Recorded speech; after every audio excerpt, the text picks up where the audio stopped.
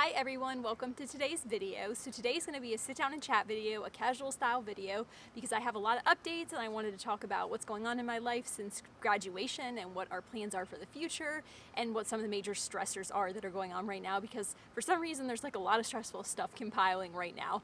And before I get started, I know that my problems are minuscule compared to those of the rest of the world. These are definitely first world problems, but I just wanted to talk about them anyway because it is what I'm going through and I share a lot of stuff on here. I do share stuff daily on Instagram at Rihanna Fariel, so if you want to follow me on Instagram, go ahead and you can see my daily stories and stuff like that. Also, I wanted to film outside because I've been studying so much and been inside, and B's taking a nap.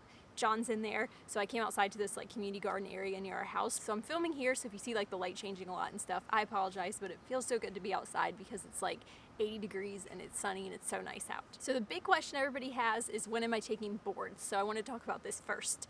And it was a challenge getting a date for boards. So my school did approve me very quickly, approved my transcripts, the SRNA approved them, and then I was able to schedule my testing, but it was hard to get a testing site around here where I am, or at least even in the state. So what happened was the testing centers opened back up, but at reduced capacity. So the testing centers got really behind trying to catch up all these appointments that have been canceled since COVID's going on. I was lucky I was able to schedule an appointment in our city. I don't want to say exactly when it is because I'm so nervous and I have so much anxiety about this test that I feel like if I say the date, it's just going to put more pressure on me than what I'm already putting on myself.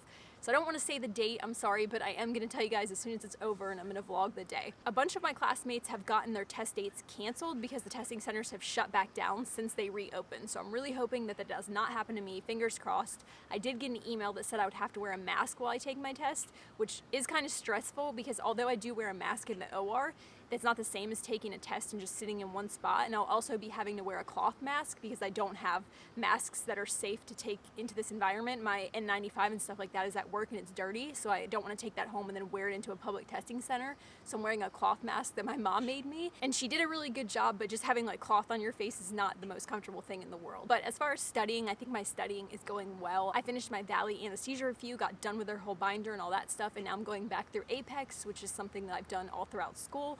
And basically at this point, I'm doing a lot of practice questions and just focusing on stuff that confuses me a majority of the time that I test on it. So there's just a few subjects that I get stuck on, so I'm going to be reviewing those more often and just doing like tons of practice questions. I think I'm doing like 400 or 500 a day right now. A lot of people messaged me on Instagram and suggested that I start studying with a mask on, and that's a great idea. So I think I'm going to institute that today while I start doing my practice questions again, even though I don't want to because it's uncomfortable, but it trains your brain, so that is a smart idea. That kind of sums up boards. Next, I wanted to talk about my job searching because that has been interesting.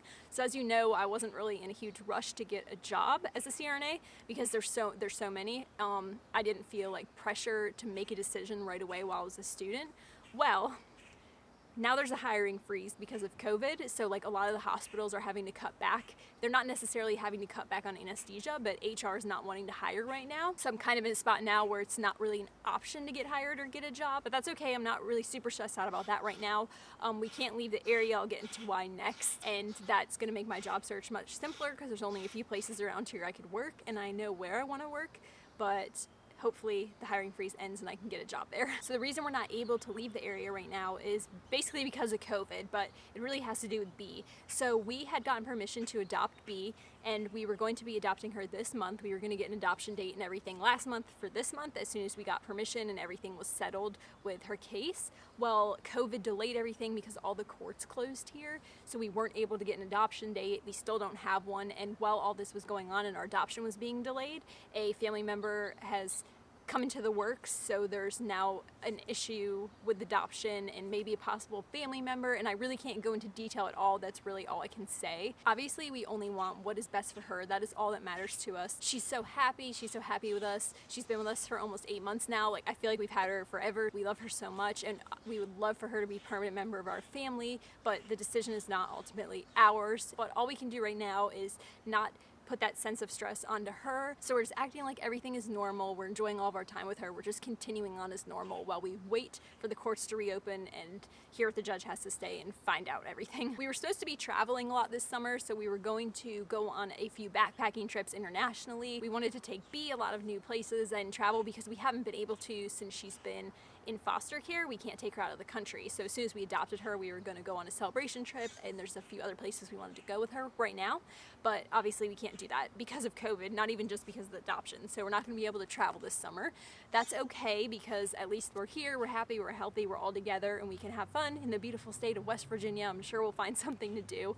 But yeah, that was our plans. I've been saying we're going to be traveling. I'm going to be making a lot of travel videos, but unfortunately that's not going to work out. But I will find some other videos to make. We're going to take local trips. We're going to make the best of it. We're still going to enjoy ourselves. Things could be much worse, so I'm not going to complain. I am still working per diem in the ICU. I haven't picked up in the past couple weeks just because I'm getting ready for boards, and B's out of daycare and John's working from home. But as soon as I pass boards, I'll be picking up again over there, just like I had been before, periodically, until I start working as a CRNA. I will say it has been a little bit stressful to have been out of the clinic for so long. We got pulled from clinical in March, and I probably won't start working anywhere till August or September. So that's like a good amount of time to not be practicing as a CRNA, or as SRNA as I was. Working in the ICU with the critical patients, managing the drips, all that stuff will keep my skills as good as possible without actually doing anesthesia. I'm never gonna forget my skills, but you do get rusty when you're out of work for a while. So I'm hoping wherever I go, they'll give a little orientation, which they typically don't orient new grad CRNAs because of all the clinical hours we have, but I think they kind of know the situation's a little bit different now. One other thing I wanted to address was the future of this channel, because a lot of people are saying, please don't stop making videos, or are you going to keep vlogging and things like that. I'm not going to stop making videos, you guys. I love YouTube and the community that we've built, and making videos and sharing our lives and everything like that. So I'll still be making my weekly videos even when I become a CRNA, even when I pass boards. Like, I can't imagine stopping. So don't worry, I'll be vlogging still, doing my daily life stuff, doing my work stuff. When I become a CRNA, I'll be vlogging a lot about that. I'll still be making nursing content.